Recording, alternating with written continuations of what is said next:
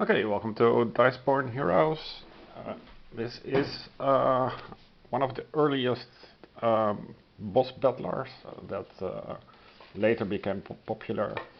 So it's the same kind of game like Aeon's End and Oathsworn, Direwild. Direwild was developed along the same timeline as Diceborn Heroes. And what else is there? Yeah, Aeon Trespass Odyssey is also similar vein. So you have minions and you have bosses. Heroes of the Shire was developed a few years ago. It's currently in transit to fulfillment. So I thought, let's go back to the basics and check out why I did back Diceborn Heroes. Diceborn Heroes is actually a level 1 to level 3 hero development for 2 to 4 heroes.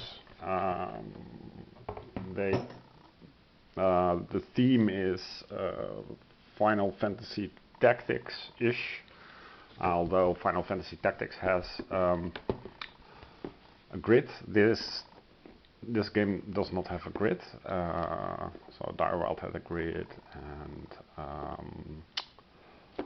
Aeon Trespass Odyssey also has a grid. Aeon's End is also gridless. This has nothing to do with either of those boss battlers because they are all quite different.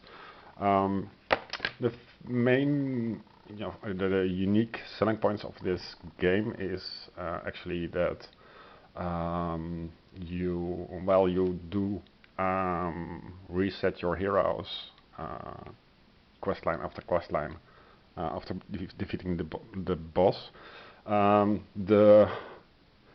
There is a persistent memory in the attack deck, so the attack deck is your timer,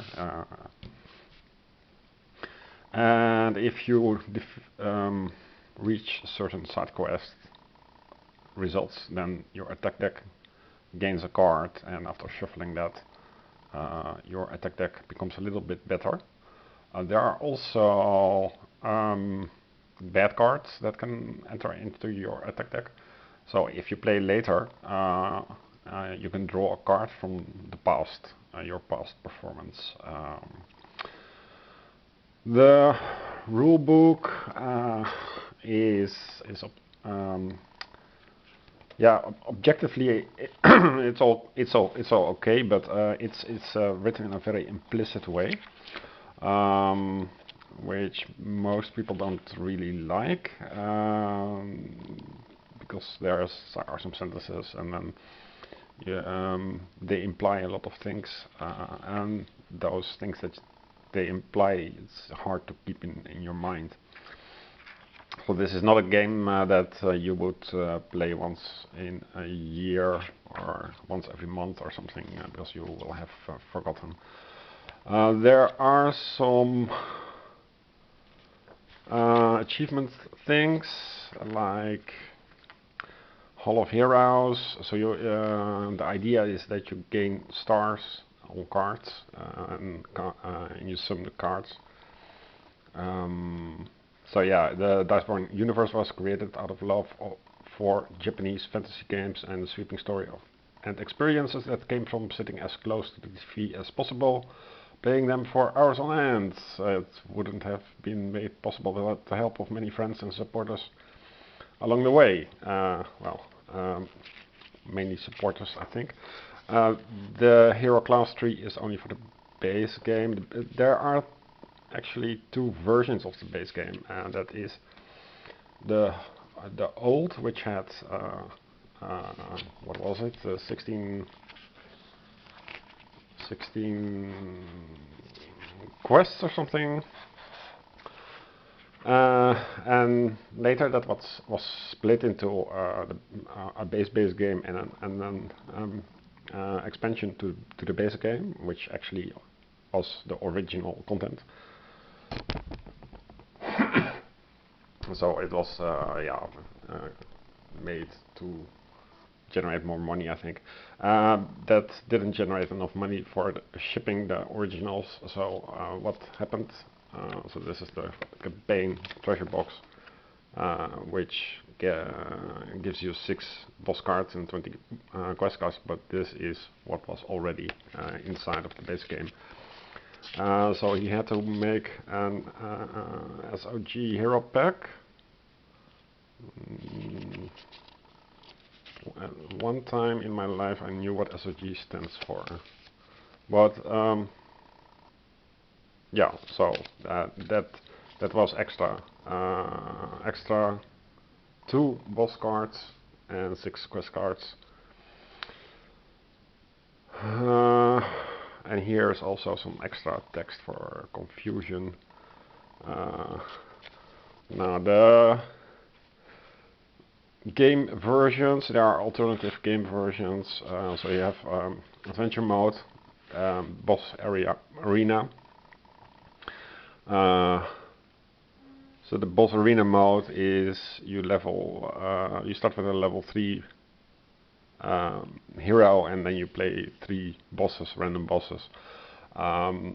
This makes absolutely no sense, of course, if you haven't unlocked all those persistent attack deck things that will help you.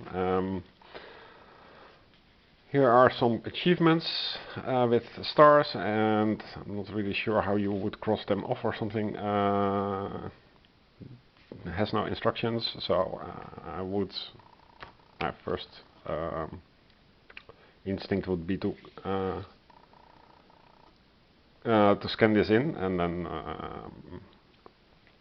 edit it a little bit so you have a checkbox to the left of it or something.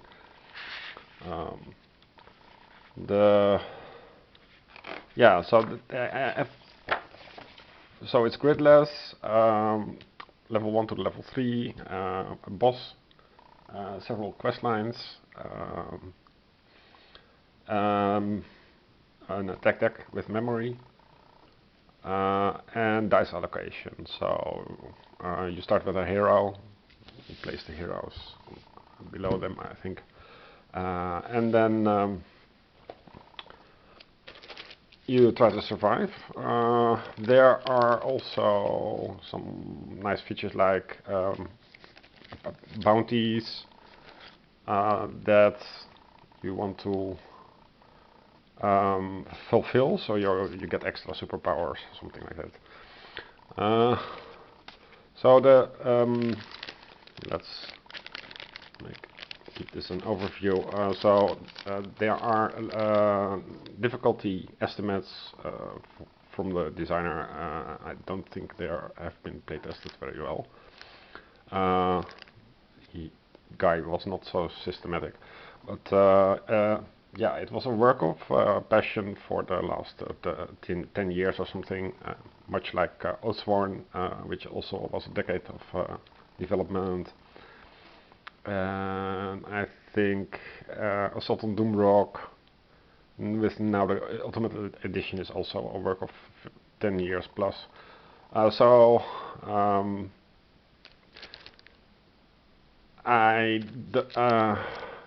I really don't understand why people rate this a 1. Mike from One Stop Co-op Shop found it boring, and I don't find it boring. It's rather elegant.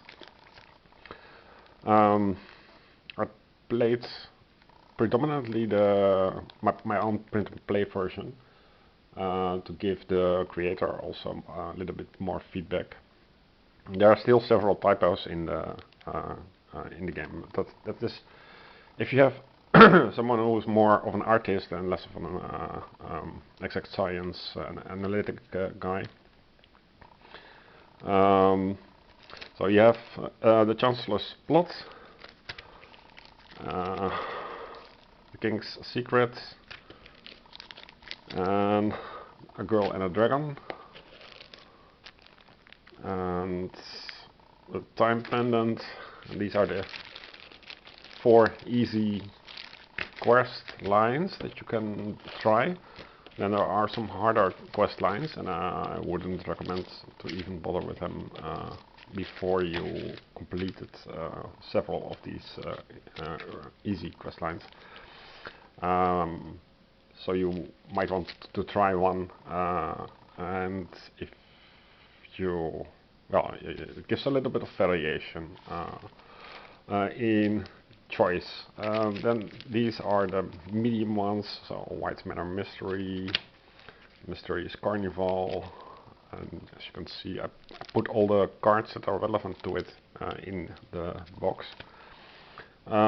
Awakening in the Deep, and Graves Gallery, and above and below, and as you can see the zip locks aren't all the same size, some barely fit. Yeah, here's also an Idle Caper, and Idle Caper is the SOG extra hero pack. Jade Peak Assault is from the base game, and Pearl in the Palace, Into the Labyrinth, and Raiders of Runetek, and the Cursed Village. I think these were all in the base game except for the other one. And Temple in the Sand is hard. Oh, yeah, sorry, these two are hard. And there is also a secret end boss. It's not described in the rulebook. It's the mastermind, and it's hidden in the bottom of the game box, which you can try later, but it's not even an official expansion or something. So yeah, you have a lot of variation in terms of quests. Let's see. So the Girl and a Dragon has been playtest, or has been showcased to death in the on YouTube or something. So I could try the King's Secret, for example, or the Chancellor's Plot. I don't know. Just take one. So the information